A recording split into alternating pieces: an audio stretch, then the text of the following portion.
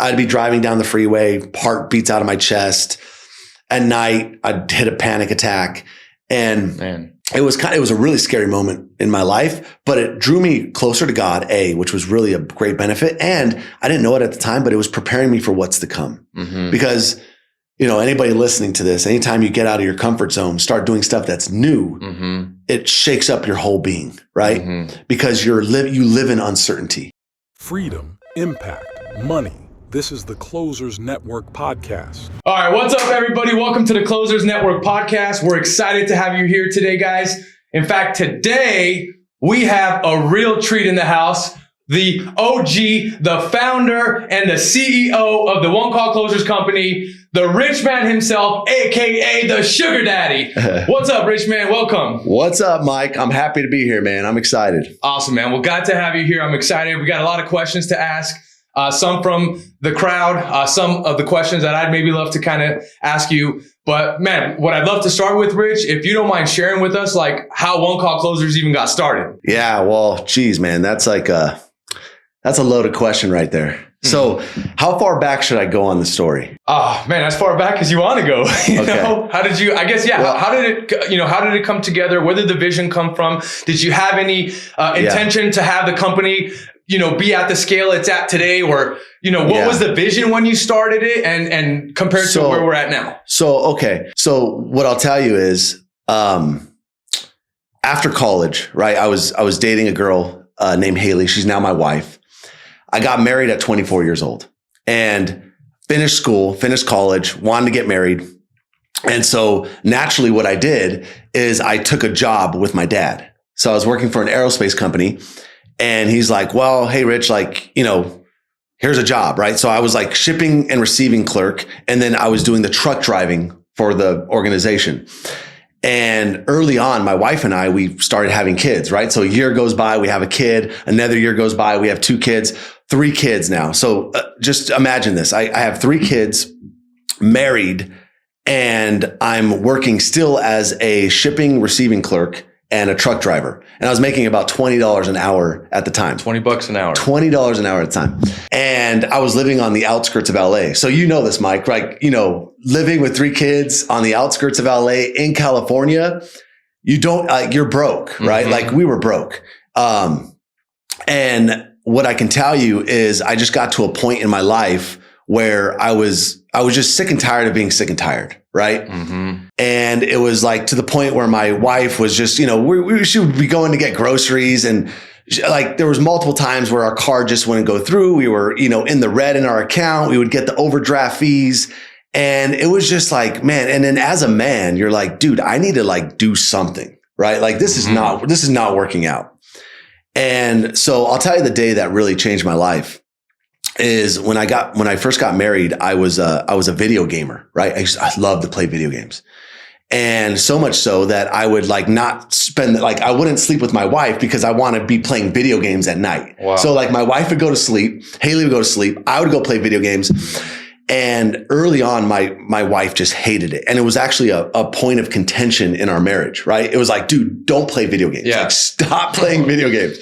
You got better things to do. And I was like, I love playing video games. So one night we had an argument and she said, Rich, you can't play video games anymore. It was a serious conversation, right? It was a serious, you're not going to play video games. And so what I did, man, and this is kind of the turning point in my life when I stopped playing video games that day. But what I did is I replaced that habit with something else. And that habit of something else was I wanted to learn.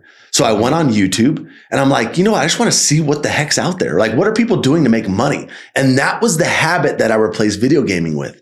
And I'll never forget, I think it was in 2016 or 2015 when this happened. And for the first time I realized, dude, there's people online making money. Whoa, that was the epiphany. That was a mind-blowing thing. I didn't even know online business was even a thing. And as soon as I realized there was people online making money, I was fascinated. So that habit of playing video games just turned into a quick habit of every night, not I wasn't going all out, but every night I was going on YouTube and I was like, dude, I want to research. How did this guy build an online business? How did this guy build an online business? And then I found a guy named Pat Flynn. Oh, Pat Flynn. Yeah. From Smart passive income podcast. Mm-hmm. And this dude revolutionized my life because look, we all have something that maybe we want to do, right? But we just don't think it's possible. It's like, okay, cool. I can do sales, but the reality is I don't have any sales experience, right? I'm a construction worker. I'm a nurse. It's like, yeah, that's cool for them, but not for me, right? And that's how I felt about online business. I was like, you know what? You start feeling like these guys do it, but I don't think I can. You know what I mean? Mm-hmm. But the Smart Passive Income podcast had 9-to-5ers on there, and all they would do is they would just tell their story of how they were a normal 9-to-5 person that started an online business. Mm. And so literally for a year, from 2015 to basically 2016, I listened to this podcast almost every day. I mean, I was at my dad's job, truck driving. I would have the podcast playing. I would be sitting on the toilet at my dad's work. I would be playing the podcast, and I brainwashed my mind into believing that I could actually do something. So now you replace having the yearning for video games to having a yearning for education and building up your skill sets, essentially. Yes, this is exactly how it started. And then in 2016, what I did is I had a year of that brainwashing, looking at people, how they're building online businesses. I decided to start doing stuff on my own, right? Like there's one thing to go and search for information, but it's another thing to actually start putting the information into practice, 100%. you know? And so I knew I had to start doing stuff. So in 2016, I said, hey, you know what? I'm going to start a little online business called Redemptive Fitness. Mm-hmm. And it was just a fitness little thing. I loved fitness at the time. I competed in a physique show. So I'm like, if there's anything I'd love to make money around, it would be fitness. Mm-hmm. So I learned how to build a blog, how to build a website, how to create funnels, how to make a product, how to do social media. I started Instagram in 2016, just making content. And I was starting to build a following, and I was starting to implement all the things I was learning in 2016. Mm-hmm. And I started seeing results. I'm like, dude, this stuff is actually kind of working. Mm-hmm. And then the first day I made money online was late in 2016, probably around September of 2016. And I launched a course to my audience called the Mass Building Method. And my audience was skinny guys that wanted to build muscle, right? And so I launched this course, and sure enough, I follow the product launch format by Jeff Walker. It's a book. You can go buy the book. And I follow his product launch formula, and sure enough, I get my first sale online. Wow. In September of 2016. What was that feeling like? Unbelievable. I mean, it was just like a surreal feeling because it made it seem like, wow, like it's possible, right? Mm-hmm. Now, again, it was only $67. But still, it was just you got someone to pay. I got somebody to pay. Yeah. You know, I had somebody to pay, and then I got another sale. And I forget, after the launch was over, I thought I was going to do like thousands and thousands of sales because I was like, man, I can just pump everybody up. But the reality is, I think I made like $260. Wow. Right? $260. But I was so fired up, Mike. And then from that point, I was like, I had the confidence at that point to say, you know what? I'm going to leave my dad's job. Wow. So 2016 is coming to an end. I'm like, dude, screw this job, with my dad. Don't get me wrong. I was grateful, but at the same time, it wasn't the best environment. I wasn't making any money, and we were dead broke. So I looked to my wife and I said, hey, babes, look, I'm going to quit my dad's job. And one thing I'll tell you is that I always had the support of Haley. Right? She always believed in me. Even when we were at our lowest or highest, she always knew that I had it in me. She just didn't know how to get it out of me. You know what I mean? Like it was a frustrating thing with like my life, because I always knew I had another level inside of me, but I was so afraid to bring that other level out, if that makes sense. Dude, I got some goosebumps. Yeah. And Haley knew how to kind of do that for me. She was my inspiration along the whole process. So she says, hey, if that's what you want to do, let's do it. So end of 2016, I put my 2-week notice in with my dad, and sure enough, family goes haywire, right? They're like, what the hell's going on here? Rich is leaving this job. He's got no plan. He wants to sell the house. He wants to move over here near like Marietta. And they're like, what the hell's going on with Rich? Like, this is just so stupid. Like, he's just acting stupid, right? To them, it's not making sense. It doesn't make sense. Yeah. Like, what are you going to do? How are you going to support your family? Like, how are you going to make money? And to me, none of that stuff mattered, because I already knew in my heart that what I was doing now was not working. And the worst case scenario, me and my wife played it out. And for anybody that wants to do anything, I always think you should play out the worst case scenario. Yep. Because when you play out the worst case scenario, it's either I can live with that or I can't live with that. And if you can live with worst case scenario, then you might as well do it.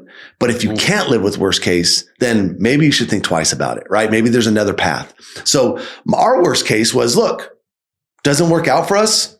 We freaking go homeless. We weren't going to be on the streets. We could have moved in with my wife's parents. My wife was fine with it. She's like, hey, we'll just move with my parents if stuff doesn't work out. I was like, well, if you're down, I'm down, right? Makes sense to me. Mm-hmm. So that gave me a lot of confidence to go forward with the plan. So I put my 2 weeks in, didn't know what the hell I was going to do. I was like, well, if I can't find something else, I'm just going to start like a little social media agency and I'm going to help other business owners drive traffic. I said, I'm just going to go door knock all the businesses I can find. I know I can make, $8,000 a month doing this. I just believed in myself at that point. I was like, I could do this. Mm-hmm. Right. Well, 2 weeks, I put my 2 weeks notice in. I'm searching like on Indeed, which is a job finding app. And I see this job that says, hey, we're looking for a guy that is passionate about fitness, wants to change the world, and we're looking to hire ASAP. Right. And you know where I'm going with the story, Mike, because me and you both worked here. But I saw this ad and it intrigued me, right? I'm like, okay, that sounds like me. I go for an interview, had a really good interview with a lady named Jasmine. Right? Jasmine. Yep. Yeah. She was in like the marketing department or something like that. And so we hit it off. She says, hey, you know what, Rich? I'm going to set you up with one more interview. It's with my boss. His name is Bedros. I had no idea who the heck Bedros was, right? I thought he was like a short little Mexican dude, going to be like a little pudgy short Mexican dude is what I was thinking. And sure enough, I come in for the second interview and I meet Bedros. And he's got another guy with him. Really, he's pretty jacked, yoked dude. I'm like, man, who's this guy? He looks serious, Mm-hmm. And sure enough, I go into that interview, man. And this is the day that I really knew my life was going to change. I'll kind of get into it, but I'm talking to Bedros and he's like, hey man, what's up? Like, what do you do? I'm like, well, hey, I'm working at my dad's company, but I built this little online business thing and I've had some sales. And he starts questioning me on it to really understand, to really see, do I know what the hell I'm talking about? Mm-hmm. He's like, well, what do you do? How'd you do? What'd you do to build your audience? And I would answer. He's like, okay, what'd you sell your product for? I'm like, oh, it was this. Did you have any upsells? I was like, yeah, I had this and this. He's like, what was your conversion rate on your landing page? I was like, oh, it was this. Did you upsell anybody? I was like, yeah, I did. He's like, what was your upsell rate? It was this. And he's like, okay. So he was questioning me to really figure out, is this guy, is he honest? Is he telling me the truth? Mm-hmm, right. Mm-hmm. And so I'm talking to him and he's like, okay, everything kind of checked out. And then he goes on to tell me, he's like, hey, by the way, do you know who Vince Almani is and Elliot Hulse? And, he names off 3 or 4 big influencers. I'm like, yes, I've been following them online. Vince Almani was a big fitness guy. Elliot Hulse was a big fitness guy. Mm-hmm. They inspired my journey, starting in 2015. I found these guys. He's like, yeah. Oh, by the way, they're in my mastermind. Mm-hmm. And I'm like, dude, they're in your mastermind. So that's when I got chills running down my arm because he was the guy behind those big guys. Right. Mm-hmm. And I was like, I knew there was somebody behind the scenes and you're that man. Mm-hmm. And so I got chills running down my arm. I was like, okay, I knew I had to be close to this guy. I knew something about this guy was he was going to, just being near him was going to change my life. Anyways, I leave that interview. It's a long story. I don't want to probably get into all of that. I leave the interview. I didn't take the job. There's some things that happened, but eventually Bedros found me and I ended up getting the job. I had no idea what the hell I was going to do, right? I thought I was going to be like a marketing guy. I didn't know. It's I had no idea, bro. I just wanted to get a job with this guy. So first day I take the job. He says, hey, Rich, you're going to sell for me. I'm like, what the hell? I'm going to sell for you? Mm-hmm. I was like, I have no sales experience. He's like, no. He's like, don't worry about it. I'll teach you. Right. So first day I get there, it's on I think I start on a Tuesday. He says, Rich, come in my office. He goes up to a whiteboard and he goes, hey, this is the sale. Have you ever heard of Jordan Belfort's straight line? Yes. Yeah. Yep. He basically teaches me Jordan Belfort's straight line system where he draws a line from where the sale starts to where the sales end. And he says, you have to keep the prospect on that line. Yep. So he does about a 45-minute sales training on that little system and says, okay, hey man, look, on Monday, this is on a Tuesday. He says, on Monday, I'm going to mail out to my list and you're going to start slamming a $2,500 coaching program, which was called a 7-figure mastermind. Mm-hmm. And so I'm freaking, okay. I'm like, well, it's go time. Like, I don't know what I mean. I've never sold a thing in my life, but okay, cool. Monday comes around. I'm stacked with appointments, man. I got appointments for probably 3 days. And I'm like, oh shoot, like, here we go. Right. Mm-hmm. First call. I start taking calls. Sure enough, just like everybody that starts in sales, I didn't know what to do, bro. Yeah. I picked up the phone. I would have a conversation. I would get an objection. I would hang up the phone. And I did that for like the first couple weeks because like I didn't know what to say. Right. Mm-hmm. And it wasn't like I could go to Bedros because Bedros was just like, he was the type of guy that was like, hey, you need to figure it out. Right? FIO. Yep. You got to figure it out. But what I knew I had at that moment is I had opportunity. Right. Mm-hmm. I knew what the commission structure was. I knew I had people like that wanted to buy something. So, I mean, I'll never forget, man, like I sucked at sales, right? Like everybody does. I sucked. But what I started doing is I just started following up with people. Mm-hmm. You know, I would get an objection. Hey man, I got to talk to my spouse. Hey man, this sounds great, but just give me 24 hours. Hey man, you know what? Like, you know, I'm going to look at some other things and I'll get back to you, right? The same stuff that everybody gets. Right. I didn't know what the hell to say.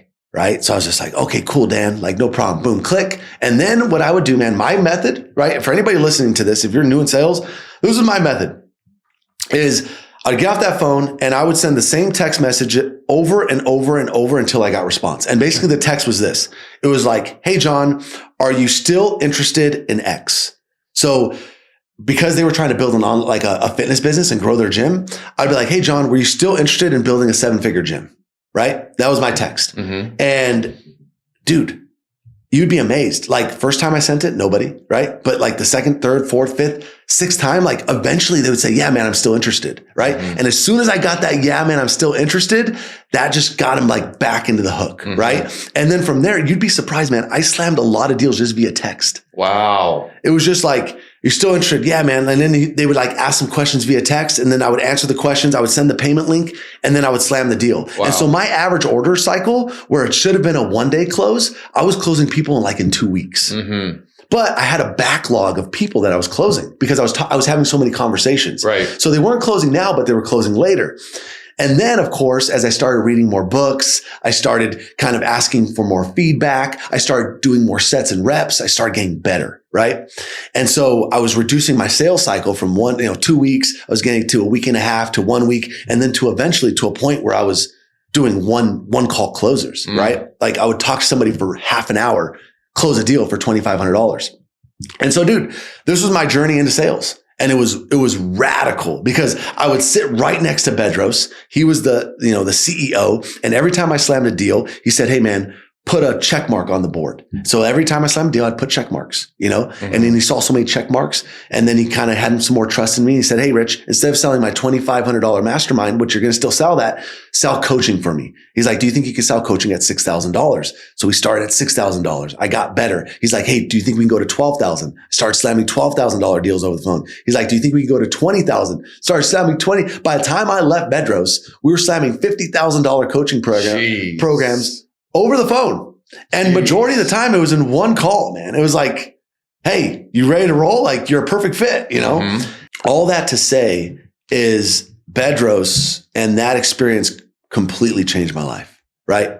I got to see how Bedros operated. I got to learn sales. I got to be under somebody's wing and really understand how they thought, what their thought process around sales was. And that just revolutionized my. It's a different thing to be in proximity, right? Oh, 100%. 100%. And there's a quote that says, proximity is power. Mm-hmm. And I 100% believe that. You find anybody that you want to be like at some capacity, figure out how to just be around them. Right. Whatever that is, work out with them, freaking go to the coffee with them, mm-hmm. just pick their brain, anything you can do to get around them. And so all that to say, man, I know this is a long story, but I slammed deals. Then I went into franchise sales because he was like, hey, man, do you want to get into franchise sales and slam bigger, higher end deals? I was like, yes. He got me into franchise sales. And then I became the franchise sales manager. We had about 5 or 6 reps that I was managing at the time. So now if you kind of like look back at this, right, look at the skill sets I was developing. I was First off, I was learning how to be led by a great leader, which was it's actually a very big skill set. 100%. And then I was learning sales and persuasion because he taught me that. And then I got into sales management where I was learning leadership, right? How to like command a group of people, how to get people to kind of, you follow your lead, right? And that's a whole nother level of skill set that I hadn't developed, right? And then before that, if you remember, I learned a little bit about social media. I learned about product development. Right. I learned about how to build websites. So I didn't know at the time, but what I was doing throughout this entire process is I was stacking skill sets, right? I was stacking them. I didn't know this at the time. And I did that for another year. We were slamming 15 to 25 franchises a month. And then I started getting the, I guess you can say the entrepreneurial itch, right?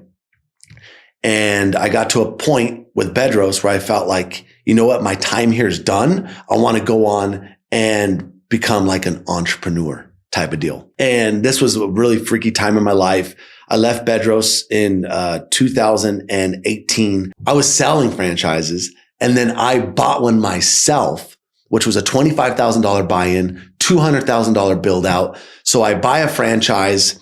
I leave my job with Bedros. I had some savings because I actually started making money with Bedros and then completely depleted everything. We open up in 2019, right? Started having panic attacks, right? I went through like probably a year, about 8 months of just severe panic attacks, right? Like where I'd be driving down the freeway, heart beats out of my chest. At night, I'd hit a panic attack and it was a really scary moment in my life, but it drew me closer to God, which was really a great benefit. And I didn't know it at the time, but it was preparing me for what's to come. Because, you know, anybody listening to this, anytime you get out of your comfort zone, start doing stuff that's new, it shakes up your whole being, right? Because you live in uncertainty. That's right. And as a human, we all want certainty in our life, right? That's why most people they'll stay at a job they hate just because they know what to expect tomorrow. Right. When you don't know what to expect tomorrow, that's a scary place to be in. And so I didn't know what to expect. So I had these panic attacks. I had to work through that. I had to learn how to control my emotions, had to learn how to control my thoughts, anxiety, all that stuff. I had to figure it out. I was head of sales and marketing. I opened it with my sister and her husband, and I was responsible for bringing money in the door. And so that was another skill set I started learning. I learned how to do marketing, run ads, how to create ad copy, which is copywriting, right? So now I'm stacking more skill sets. And we got to the gym to a place where it was like 130 members. We were making some money. Then sure enough, COVID hits. This is around March 2020. March 2020. And COVID just absolutely destroyed the gym. And I wasn't a good enough business owner to figure it out at the time. And we just went through some turmoil. And this was kind of my turning point to get to One Call Closers, because at this time I had three kids at this time. We had our fourth on the way. COVID hit. So we got to a point, and I'll never forget this day. My wife and I were sitting in the kitchen, and I basically turned to my wife and I'm like, hey, look, we're at our last $1,500. Just to be completely straight up with you. So we have two options right now. How I positioned it. I said, hey, look, I can double down on the gym and try to figure this out and make some money, or I can go back to what I know, which is sales. I knew sales, right? It's what I knew working with Bedros. Yep. I said, hey, I can reach out to some of the contacts that I know, and I can try to get a sales gig and start slamming deals for these influencers.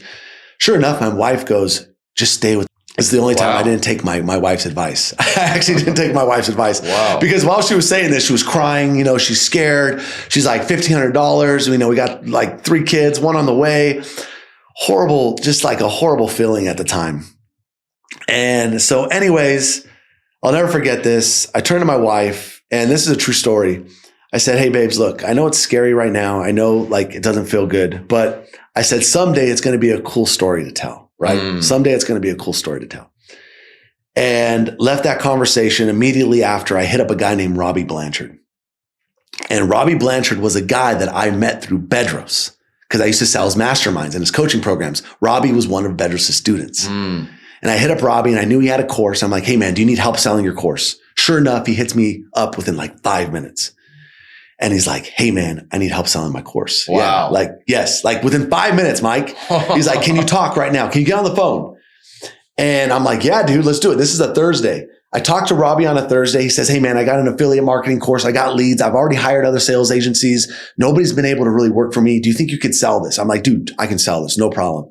He's like, all right, can you start on Monday? This is on a Thursday. I'm like, yeah, let's do it.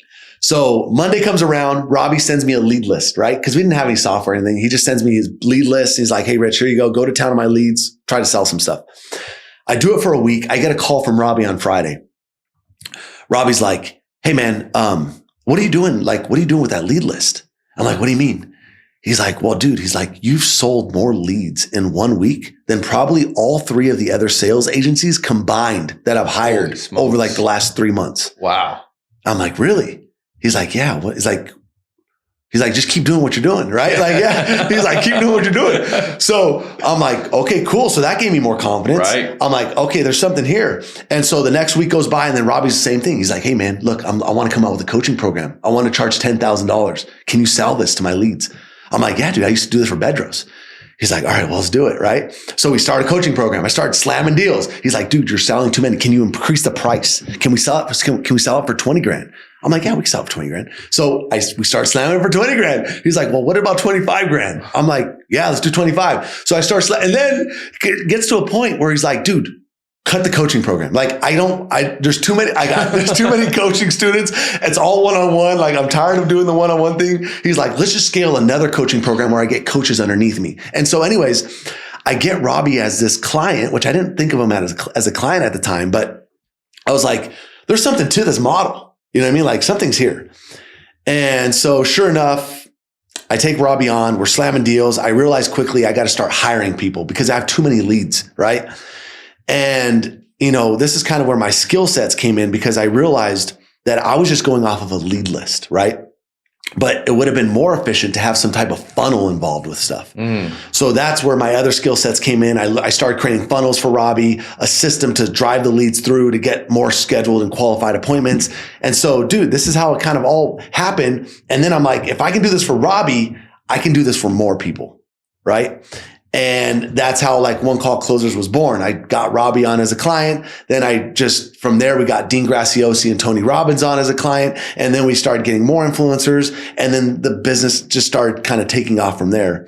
And all the while I had to answer your question in the beginning, I had no expectation of, scaling a multi-million-dollar business. It was more of an expectation of like, I need to make some money and this is what I knew. And so, I mean, all that to be said, that's how like One Call Closers got started and started getting some traction. And then, now it is what it is today, but it was a journey. It was a journey and a lot of scary moments along the way. So, dude, what a freaking incredible story. I mean, to go through so many ups and downs, and trials, tribulations, right? And doing it with 4 kids and a wife, right? And it's like so much happening at the same time.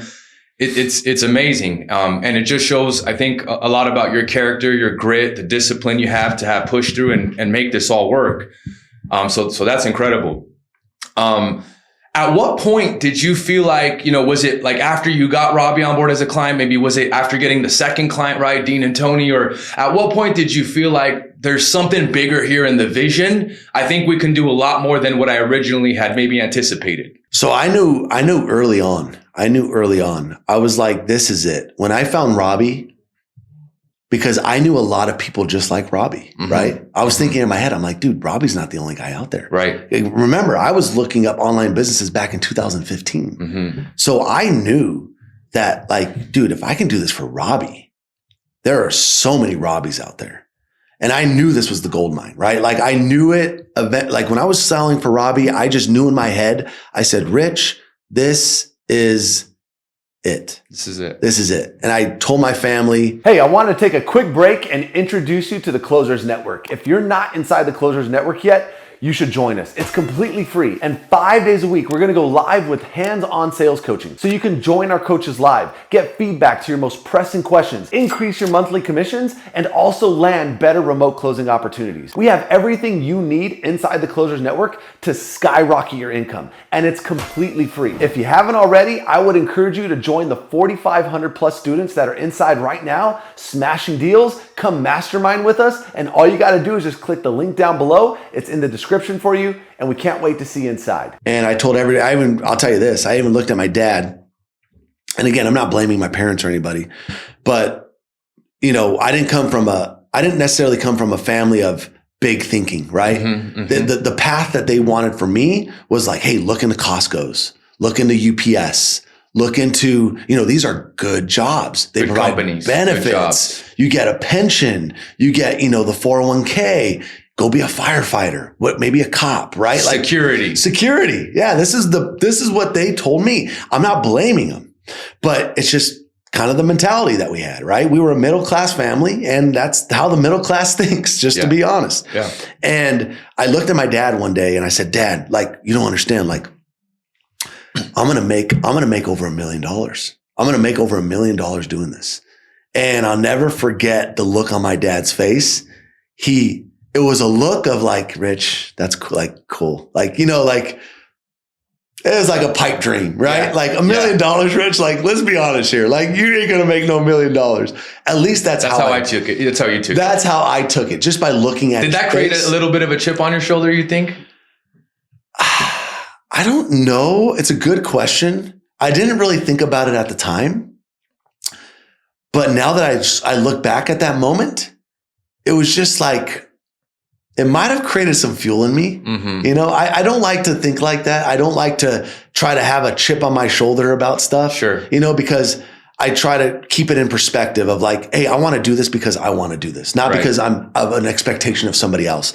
But it might have added some fuel to the fire. Maybe, I think a little so. Bit. Yeah. Yeah, I think so. Because at the end of the day, it's your dad, but then it's kind of okay, now I got to prove myself. Now I got to prove myself. Yeah, because the words came out of my mouth. Exactly. I was committed. Yep. It was once the words come out, you don't want to not do it. Yeah. You weren't interested. You were committed. I was committed at that point. That's right. Okay. And so, that's what I'll say. As soon as I got Robbie, I knew it. And I even told my family didn't approve of it, but it's okay. It's part of the journey, right? Now, a lot of my family works inside One Call Closers. Isn't that crazy? And now they're part of the journey with us. Right. When at first it was Rich is nuts. What the hell is this guy doing? Right. Man. So let me ask you this, Rich. So how much of some of the stuff, from pulling up to Bedros, meeting him, feeling man, this guy's kind of in the realm of where I want to be. He's coaching the people that I'm already following. How much of along the way did you feel like your intuition was guiding you? Did you trust that instinct that you had?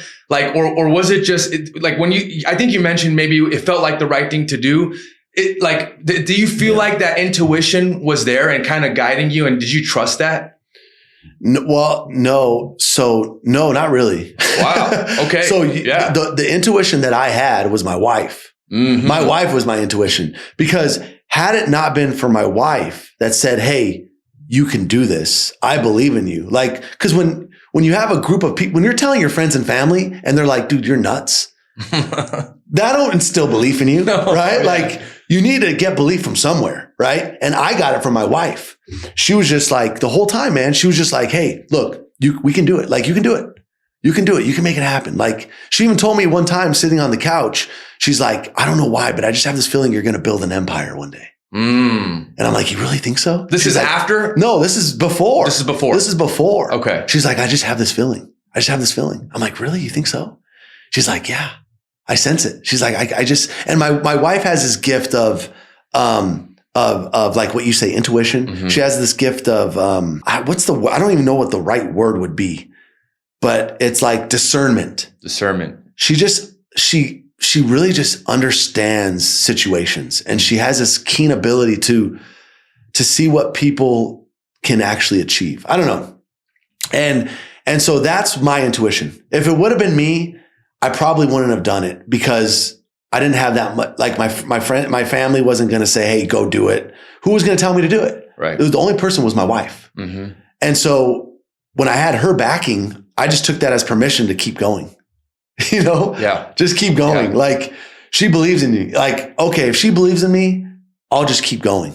And so I think that was really it, Mike. Honestly, I think that's what it was. What about the one time you mentioned you didn't listen to her, which is kind of when you ventured off? Yeah, that's true. Where did that come from? Like, what made you feel like I got to do this right now? Was it just like, and I'm assuming here, but like, was it maybe, hey man, like, even though she's saying like, stick it out, stay at the body, make this work. It's kind of like, man, I'm the man of the house. I got 4 kids. I got bills to pay. Like, I got to do something to generate some money right now. Like, where did that come from? I think so, because I was at my last $1,500 and I just knew I had to make something happen fast. Wow. And so in my mind was like, I could go with the gym route, but that's not going to be quick. Right. Like I knew it wasn't going to be quick. It was going to take time. Yeah. And I was like, I need something faster. Mm-hmm. Like, how am I going to get money like tomorrow? You know what I mean? Yeah. And so the only thing I can think of is like, well, if I can sell something today, I can get paid tomorrow. That was the only thing I could think of. And so that was the intuition on it. That's awesome. You know what I mean? Like, I'm gonna try this out, because if I can do this, I'm gonna get paid a lot quicker. And that was just my mentality, like a fear. It was just a fear of not having money. And so that fear led me to not listening necessarily to my wife and trying a different route. Wow. Dude, talk about a story.